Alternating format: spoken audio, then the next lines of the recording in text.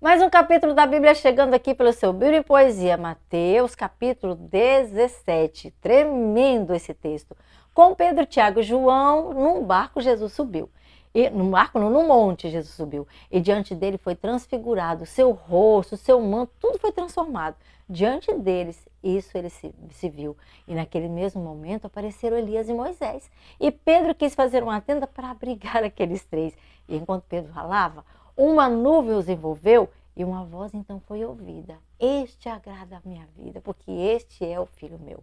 Os discípulos se prostraram, ficaram aterrorizados. Mas Jesus se aproximou, um a um deles tocou e eles ficaram mais acalmados. E olhando não viram mais ninguém, a não ser Jesus que estava ali do seu lado.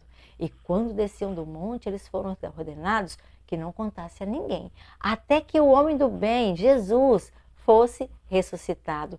Então eles perguntaram por que Elias deveria vir primeiro. Mas, de fato, ele já havia vindo, mas eles não reconheceram. Ao invés disso, foi maltratado, como a ele, o Deus verdadeiro. Então chegaram até uma multidão e um homem se aproximou e diante de Jesus aquele homem se ajoelhou e adorou.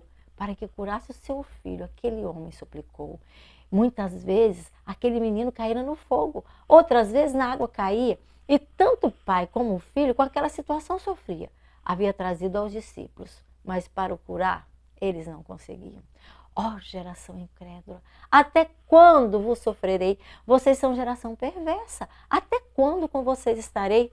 Traga-me agora o menino e a ele eu o curarei. Então Jesus expulsou o demônio e todos ficaram maravilhados. Mas os discípulos, em particular, vieram para perguntar por que a expulsar os demônios, os discípulos não tinham acertado. Porque é muito pequeno o tamanho da sua fé. Por isso vocês não tiveram sucesso, por causa da falta de fé. Se a fé de vocês fosse do tamanho do grão de mostarda, diria o monte, vá para lá, e ele de fato irá para lá. O impossível será nada.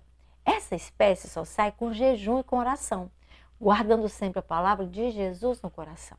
E reunindo-se na Galiléia, Jesus a eles esclareceu que ele morto seria, ressuscitaria no terceiro dia, e o coração deles se entristeceu. Jesus e os seus discípulos a Cafarnaum chegaram, e os coletores de impostos vieram a Pedro e perguntaram sobre o imposto do templo, que se busca pagamento, o mestre de vocês paga? Nós precisamos de um esclarecimento. Então, Pedro respondeu que sim.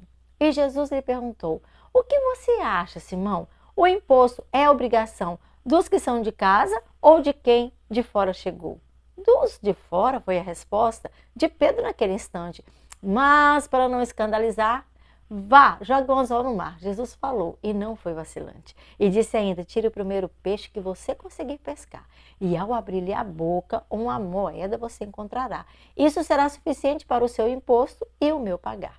Assim como Moisés subiu o monte com Nadab, Abiú e Arão, aquele que é maior que Moisés subiu também com Pedro, com Tiago e João. Moisés e Elias aparecem falando face a face com Jesus em uma nuvem luminosa, vindo com a voz poderosa que irradiou a sua luz. Deixa a sua luz irradiar. Siga o Mestre Redentor. Ele nos ama e nos acolhe em seu reino, que é só amor. Deus te abençoe. Até amanhã e não se esqueça, deixe-se reavivar pela palavra do Senhor.